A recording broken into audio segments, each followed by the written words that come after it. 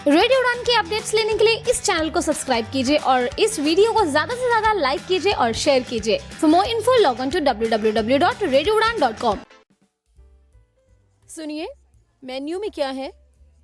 सब मिलेगा ना दीदी। छोले भटूरे, दाल मखनी, कढ़ाई पनीर, पनीर टिक्का, चिकन टिक्का, सीख कबाब, रोगन जोश, बिरयानी, पिज्जा, पाव भाजी, चिली पनीर, मंचूरियन, नूडल्स। आप कहाँ से शुरू करेंगी? शुरू तो हैंड वॉश से ही करूंगी। सैवलॉन स्वस्थ इंडिया कहता है, अगर जर्म्स और बीमारियों से रखनी है दूरी, खाने से पहले हैंड वॉश है जरूरी। शुक्ला जी। हाँ जी, बंद है। सुनो, शुक्ला जी। अरे कल अनाज बैंक बंद है। बैंक?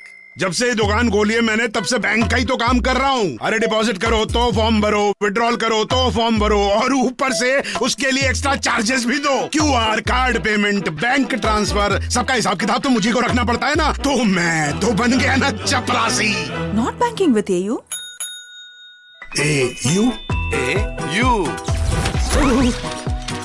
एयू करंट अकाउंट के साथ मिलता है free UPI QR, overdraft facility और एक ही ऐप से बैंक के सारे काम। मतलब फटाक से एयू। हाँ जी शुक्ला जी, सोच बदलो और बैंक भी। यह दोस्तों नमस्कार, आदाब, सत श्री अकाल। मैं दानिश महाजन प्रोग्राम बदलता दौर में आपका स्वागत करता हूं। पिछले शो में हमने आपको एक स्किन डिसीज के बारे में बताया जो डिसेबिलिटी का पार्ट नहीं है। हो सकता है कि ऐसे शो बहुत पॉपुलर ना हो, लेकिन अवेयरनेस के लिए बहुत इंपॉर्टेंट है। उसी कड़ी में आज का शो भी है। आज हम एक और ऐसी डिसीज या डिसेबिलिटी की बात करेंगे जिसके बारे में लोगों को अवेयरनेस बहुत कम है।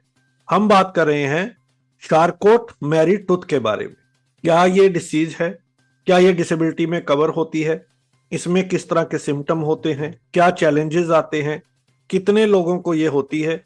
और अगर हो जाती है तो क्या रिहेबिलिटेशन अवेलेबल है? इन सब पर बात करने के लिए सीएमटी एसोसिएशन ऑफ इंडिया के को फाउंडर और डायरेक्टर हर्ष सिंगला हमारे साथ हैं। हर्ष जी, बहुत बहुत स्वागत रेडियो उड़ान पे। जी धन्यवाद दानिश जी।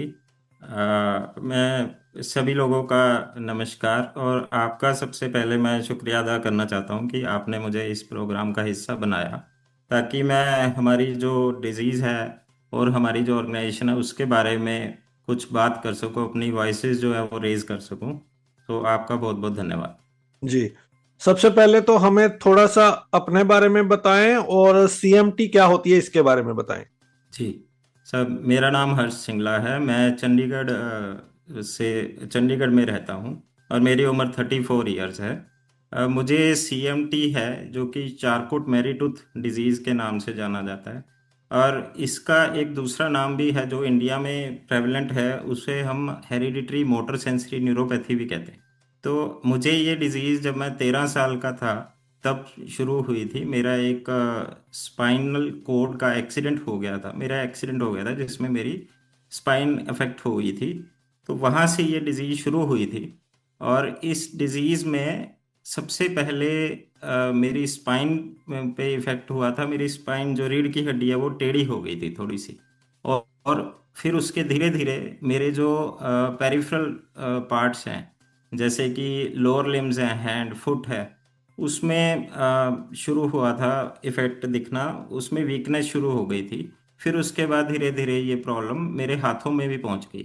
तो इस डिज़ीज़ में basically peripheral nervous system affect होता है, और उसके कारण जो डिस्टल मसल्स हैं, जो हमारी ब्रेन से कुछ दूरी पे हैं, जो दूर की मसल्स हैं, जैसे कि हमारे फुट की और हमारे हैंड्स की, वो सबसे ज़्यादा इफ़ेक्ट होती हैं।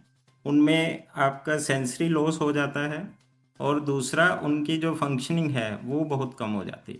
और जैसे आपकी हाथों में प्रॉब्लम है तो हाथों की ग्रिप कम हो जाएगी, आप लिख नहीं पाओगे, पेन को अच्छे से पकड़ नहीं सकते, आप अपने शर्ट के बटन नहीं लगा सकते, आप जिप नहीं कर सकते, आप कोई ताला नहीं खोल सकते चाबी यूज़ करके हाथ से।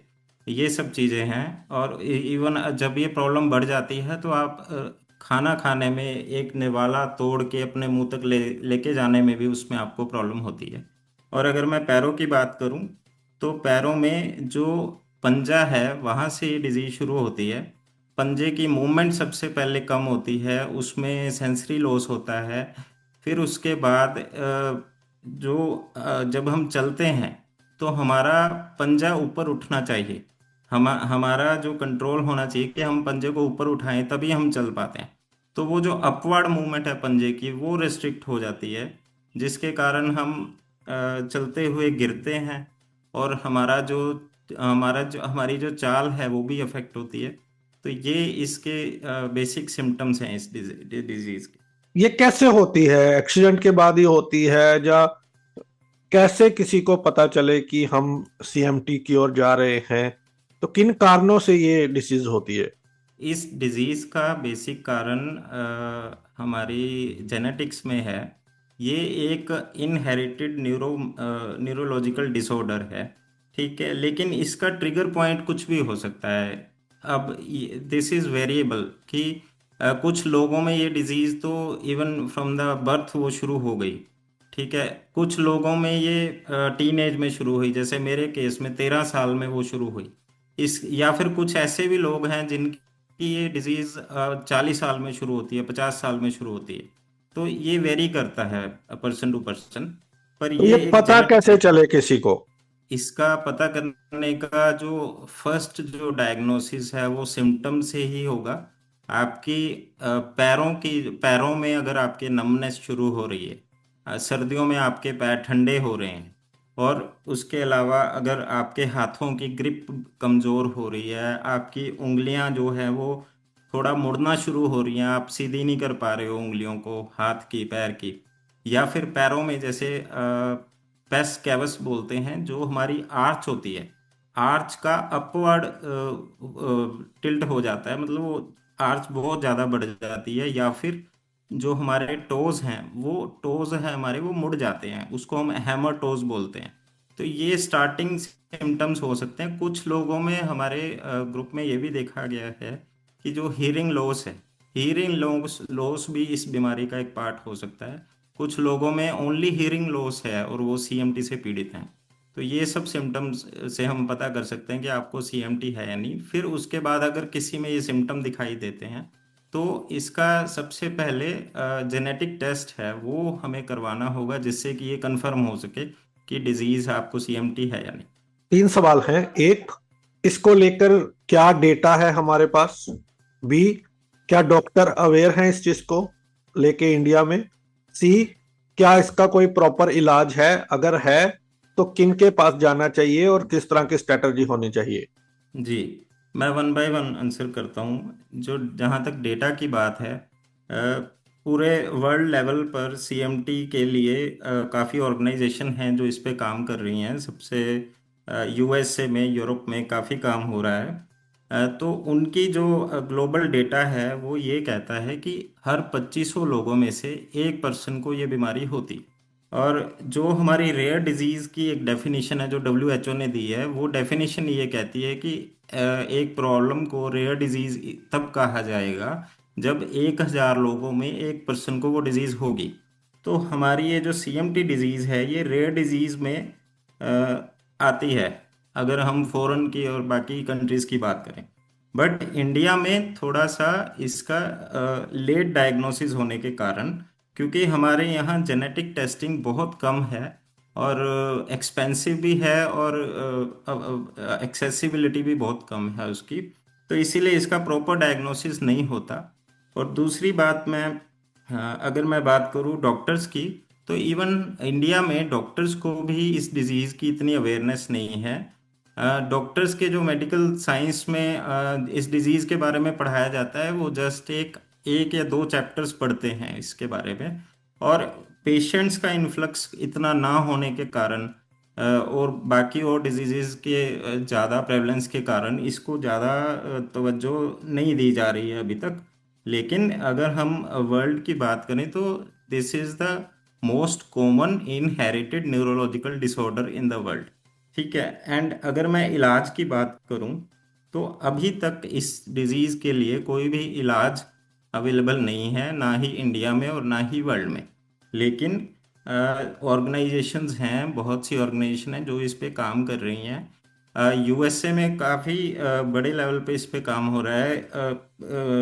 पिछले 20 सालों से इस पे रिसर्च चल रही हैं जेनेटिक रिसर्चेज भी चल रही हैं, और जो इसके सिम्टम्स हैं उसको ठीक करने के लिए भी रिसर्चेज चल रही हैं। और इसमें काफ़ी चीज़ें इन्वॉल्व हैं, क्योंकि ऐसी जीन थेरेपी के लिए या ऐसी रिसर्चेज के लिए काफ़ी फंड्स की ज़रूरत होती है। और फिर दूसरा, जो फार्मास्यूटिकल कंपनीज हैं वो इतना इसमें इन्वेस्ट नहीं कर पाते, because it will be orphan drug. तो उन चीज़ों की एक लिमिटेशन के कारण इस पे अभी तक कोई रिसर्च नहीं आई है, फाइनल इसका रिजल्ट नहीं आया है। लेकिन अभी भी इसमें काफ़ी काम चल रहा है और बहुत सी रिसर्चेज अभी चल रही हैं। पर कुछ तो होगा ना, अगर ऑर्गेनाइजेशंस रिसर्च कर रही हैं, काम कर रही हैं, तो अगर किसी को है, उसको कैसे चीजों को करना है, किस तरह का असिस्टेंस लेना है, क्या करना चाहिए क्या नहीं करना चाहिए, कुछ तो टिप्स होंगे। एक तो उसके बारे में बताएं, और दूसरा जी क्या इंडिया में ये डिसेबिलिटी में कवर होता है, किस तरह के मेजर चैलेंजेस आते हैं आपको। जी पहली बात, जो इसकी ये डिजीज़ को हम, इसके जो सिम्टम्स हैं उसको मैनेज कर सकते हैं। जैसे कि हमारी ऑर्गेनाइजेशन काम करती है अभी, we are in a nascent stage. अभी हमारा स्टार्टिंग फेज चल रहा है, जिसमें हम अभी के लिए हम 80 पेशेंट्स जो हैं जो इस ऑर्गेनाइजेशन से जुड़े हैं। तो सबसे पहले इस डिजीज़ के लिए सबसे पहले ज़रूरी है नॉलेज। नॉलेज हमारा एक सबसे बड़ा हथियार है, जो हम जिससे इस डिज़ीज़ के लिए हम लड़ सकते हैं। तो हम अपने सभी पेशेंट्स में इसकी नॉलेज डिसेमिनेशन करते हैं, ताकि सबको पता रहे कि इस डिज़ीज़ में क्या क्या चीज़ें होती हैं, क्या क्या आपकी लिमिटेशंस होंगी, और क्या क्या आप कर सकते हो, क्या नहीं कर सकते हो। इवन जैसे कुछ लोगों में स्कोलियोसिस होती है, मुझे भी स्कोलियोसिस है, तो स्कोलियोसिस की सर्जरी करवानी चाहिए या नहीं करवानी चाहिए। अगर आपके फुट में प्रॉब्लम है, फुट ड्रॉप है, तो उसकी सर्जरी करवानी चाहिए, या कहाँ इसका बेस्ट पॉसिबल इलाज होगा, वो सब चीज़ें। या फिर जैसे थोड़ी छोटी छोटी चीज़ें होती हैं, अगर हम मान लो व्हील चेयर, कुछ लोग इसमें डिजीज़ से इतने ज़्यादा प्रभावित हैं कि they have to use wheelchair. तो व्हील चेयर कौन सी आपको लेनी है, क्या क्या एक्सेसिबिलिटी है उसकी, और किस वे से आपको उसको यूज़ करना है, आपको उस पर डिपेंडेंट कितना होना है और कितना नहीं होना है, ये सब चीज़ों के बारे में हम अपनी ऑर्गेनाइजेशन में लोगों को नॉलेज शेयरिंग करते हैं और एक दूसरे को सपोर्ट करते हैं। और दूसरी बात जो आपने पूछी कि डिसेबिलिटी में इंडिया में कवर होती है कि नहीं, तो जी हाँ, ये एक लोकोमोटर डिसेबिलिटी है। मतलब ये डिजीज़ के जो पर्सन हैं वो लोकोमोटरली डिसेबल्ड हैं, तो उसमें कवर होती है। जितने भी सीएमटी पेशेंट्स हैं हमारे ग्रुप में, उन सभी का पीडब्ल्यूडी सर्टिफिकेट है लोकोमोटर डिसेबिलिटी का। मेजर चैलेंजेस क्या है सीएमटी के जो पेशेंट हैं या डिसेबल्ड हैं, क्या do you require any specific support from the government, क्या आप लोगों को डिस्क्रिमिनेशन फेस करना पड़ता है, किस तरह के मेजर चैलेंजेस हैं, जहां आपकी एडवोकेसी किस दिशा में जा रही है, आप क्या चाहते हैं सरकार से। सरकार से हमारी ये रिक्वेस्ट है, जो भी इससे रिलेट करते हैं। एक तो सरकार में 2021 में रेयर डिजीज़ पॉलिसी बनी थी, उसके लिए गवर्नमेंट ऑफ इंडिया में दिल्ली में रेयर डिजीज़ सेल भी बना हुआ है। तो वो पॉलिसी है, लेकिन अभी तक हमारी सीएमटी डिजीज़ उस रेयर डिजीज़ पॉलिसी का पार्ट नहीं है। उसमें 63 डिजीज़ ऑलरेडी हैं, लेकिन अभी तक सीएमटी नहीं है उसमें। तो हमारी सरकार से यही दरख्वास्त है कि उस रेयर डिजीज़ की जो पॉलिसी है उसमें हमें इंक्लूड किया जाए, और उसके चलते जो भी बेनिफिट्स हैं जो मिलने चाहिए पेशेंट्स को, वो मिलें। जैसे कि सरकार उस रेयर डिजीज़ पॉलिसी के अंदर 50 लाख रुपए ट्रीटमेंट के लिए हर पेशेंट को प्रोवाइड करती, तो वो बेनिफिट सीएमटी पेशेंट्स को भी मिलना चाहिए, because it is a rare disease. और उसमें हमारी जो पर्सनल लड़ाई है उसमें सरकार हमारे लिए योगदान ये दे सकते हैं, not only in the financial thing. उसके अलावा कुछ जैसे इंडिजिनस ड्रग्स के लिए सरकार और नीति आयोग जो है वो काम करते हैं, तो उसमें भी हम ये चाहते हैं कि हमारी सीएमटी डिजीज़ के लिए भी रिसर्चेज इंडिया में हों, और इस पे इंडिजिनस ड्रग्स जो हैं वो न्यू ड्रग्स जो डेवलप किए जाएं रिसर्चेज से, और हमारे लिए कोई ना कोई क्योर किसी भी तरह का इसमें अवेलेबल हो, इंडिया में क्लिनिकल ट्रायल्स हों, और उसके बाद मेडिसिन भी आए। हमारी यही रिक्वेस्ट है। एजुकेशन या एम्प्लॉयमेंट में किसी तरह का चैलेंज फेस करना पड़ता है आपको। जी, इसमें जैसे कि मैंने पहले बताया कि इस डिजीज़ में वेरिएशंस बहुत हैं। किसी की बिल्कुल स्टार्टिंग बर्थ के टाइम पे ये डिजीज़ शुरू हो जाती है, सिम्टम्स दिखने शुरू हो जाते हैं, किसी के टीन एज में तो किसी की बाद में। तो एजुकेशन में तो दिक्कत आती है, हर चीज़ में प्रॉब्लम आती है जब और सबसे बड़ी बात ये है कि इसका पता ही नहीं चलता कि ये डिजीज़ क्या है। मुझे इस डिजीज़ को डायग्नोसिस लेने में और एक्चुअल पता करने में 20 साल लग गए, क्योंकि सबसे पहले जब हम किसी न्यूरोलॉजिस्ट के पास जाते हैं या ऑर्थोपेडिशियन के पास जाते हैं तो वो सिम्टम्स देखते हैं, क्योंकि हमारे यहाँ पे जेनेटिक टेस्ट बहुत कम होते हैं और एक स्टिग्मा भी है हमारी सोसाइटी में कि हमें जेनेटिक टेस्ट नहीं करवाने हैं। तो तब तक हमें कंफर्म ही नहीं हो पाता कि ये डिजीज़ कौन सी है। तो हम जो हमारे सिम्टम्स हैं वो this is a progressive disease, तो आज कुछ है और 1 साल बाद कुछ है। हम कोई चीज़ अभी लिख पा रहे हैं लेकिन 1 साल बाद हम लिखने में भी असमर्थ हैं, हमारी राइटिंग खराब हो गई।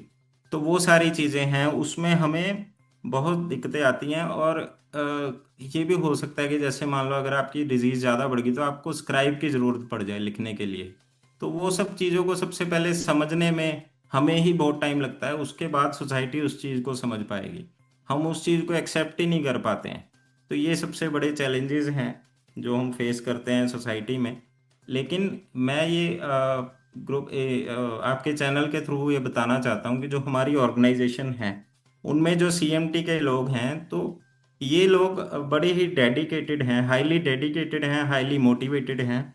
हमारे ग्रुप में ऐसे लोग भी हैं जो साइंटिस्ट हैं, ऐसे लोग भी हैं जो खुद डॉक्टर्स हैं, ऐसे लोग भी हैं जो आईआईटी में प्रोफेसर्स हैं, असिस्टेंट प्रोफेसर्स हैं, और ऐसे भी लोग हैं जिनके बिजनेसेस हैं, कंपनीज हैं। उन्होंने खुद इस चीज़ में काम करके अपनी ना सिर्फ अपनी डिजीज़ से वो लड़े हैं बल्कि अपनी जो लाइफ में और अचीवमेंट्स हैं वो भी उन्होंने हासिल की है बहुत ज़्यादा मेहनत करके और ये सब चीज़ें करके। तो मुझे लगता है कि हमारा जो ये सीएमटी ग्रुप है ये और लोगों के लिए और डिसेबिलिटीज़ के लिए भी एक मोटिवेशन का काम कर सकता है, क्योंकि इतनी बड़ी बीमारी के साथ साथ हम इतने एफर्ट्स लगा रहे हैं, ना हमारे लिए, ना सिर्फ हमारे लिए बल्कि सोसाइटी के लिए भी। बिल्कुल। जो जेनेटिक थेरेपी की आपने बात की, तो क्या कॉस्ट इसकी आ जाती है? क्या गवर्नमेंट किसी तरह की सब्सिडी देती है?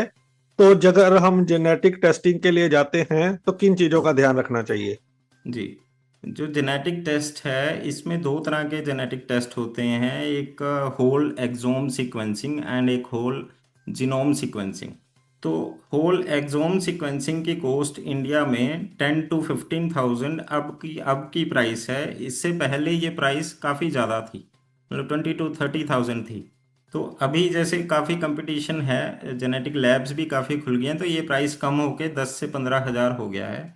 और अगर हम बात करें होल जीनोम सीक्वेंसिंग की तो उसकी प्राइस 25 से 30,000 रुपये है।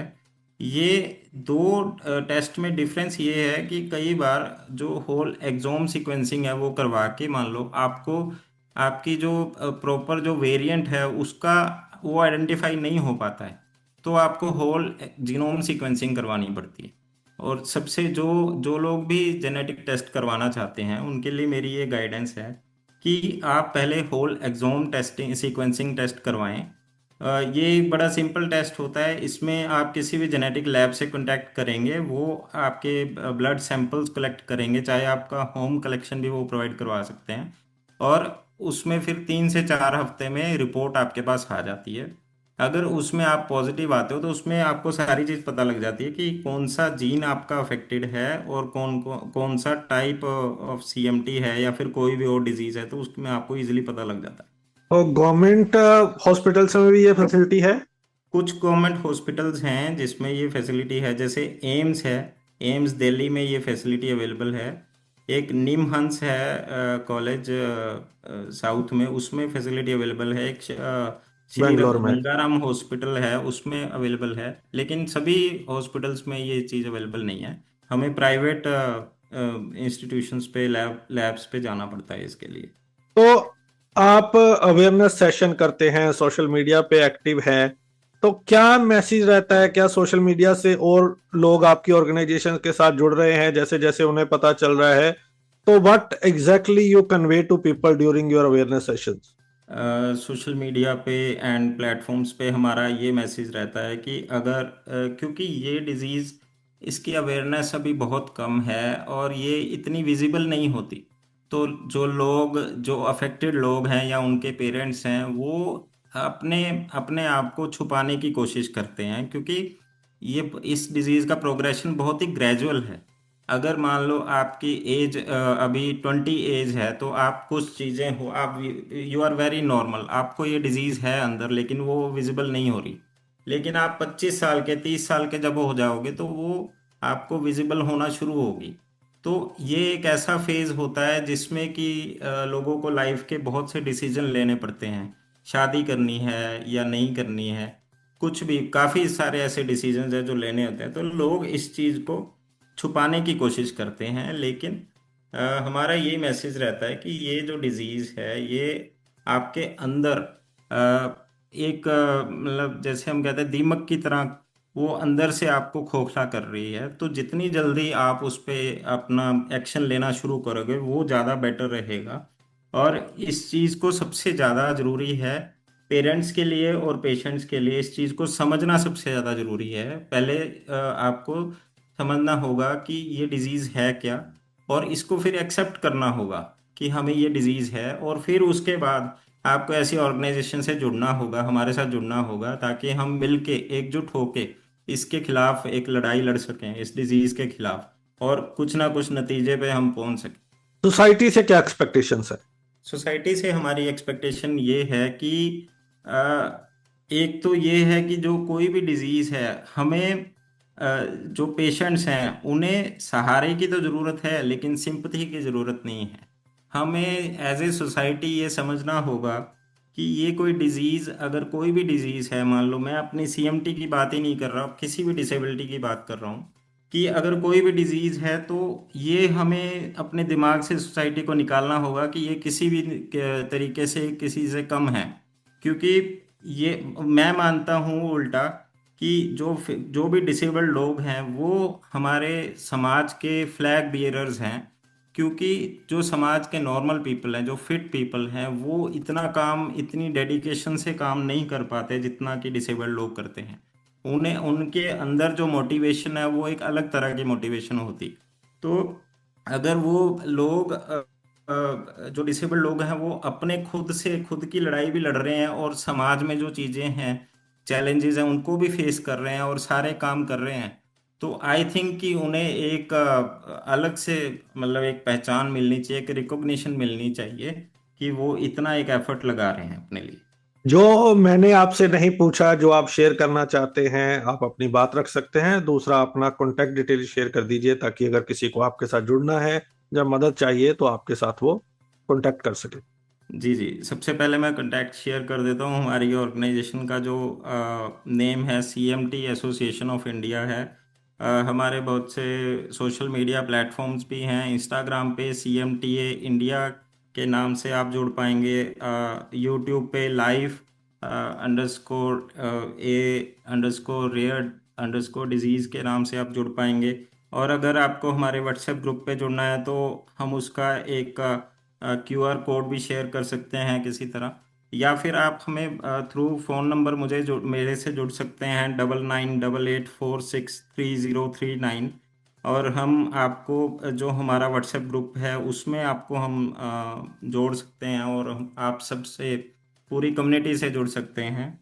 और मैं जो भी रेयर डिजीज़ के या CMT के पेशेंट्स अगर इस चीज़ को सुन रहे हैं इस चैनल पे, तो मैं पेशेंट्स को भी और उनकी फैमिलीज़ को भी ये चीज़ एक क्लियर करना चाहता हूँ कि ये कोई हवा नहीं है। कोई भी डिज़ीज़ अगर आपको हो जाती है तो कोई इसको हवा मत बनाएं।